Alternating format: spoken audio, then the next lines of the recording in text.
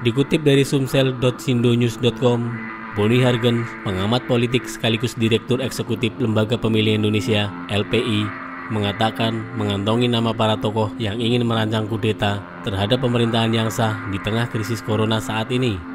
Menurutnya, kelompok ini ingin memakai sejumlah isu sebagai materi provokasi dan propaganda politik. Di antaranya isu komunisme dan rasisme Papua, menyusul gejolak akibat kematian warga kulit hitam George Floyd di Minneapolis, Amerika Serikat. Isu lain yang mereka gunakan adalah potensi krisis ekonomi sebagai dampak inevitable dari pandemi corona. Kelompok ini juga membongkar kembali diskursus soal Pancasila sebagai ideologi negara, ujar Boni, Kamis 4 Juni 2020. Apapun isu yang mereka gunakan, kata Boni, hanyalah instrumen untuk melancarkan serangan-serangan politik dalam rangka mendelegitimasi pemerintahan yang sah saat ini. Boni menilai kelompok ini tak bisa disebut sebagai barisan sakit hati semata karena ini bukan lagi dendam politik semata. Menurutnya, mereka adalah gabungan kelompok politik yang ingin memenangkan pemilihan presiden 2024, kelompok bisnis hitam yang menderita kerugian karena kebijakan pemerintahan Jokowi, ormas keagamaan terlarang, dan barisan oportunis yang haus kekuasaan dan uang. Mereka mengacau karena ingin merusak tatanan demokrasi dengan berusaha menjatuhkan pemerintahan sah hasil pemilu demokratis.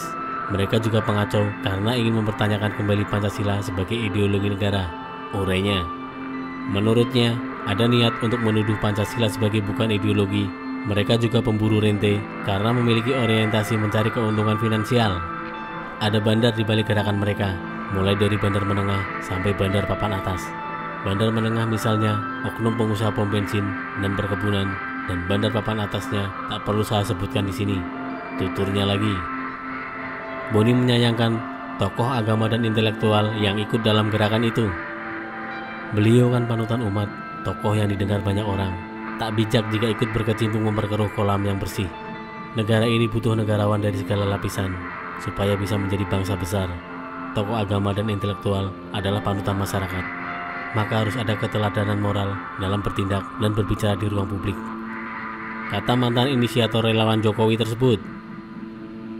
Boni juga menyindir para pakar yang menyindir kebijakan pemerintah dengan menimbulkan keresahan publik. Banyak cara kok untuk memberi pasukan pada pemerintah tanpa harus membuat gelombang keresahan yang merugikan masa depan bangsa dan negara, lanjut Boni.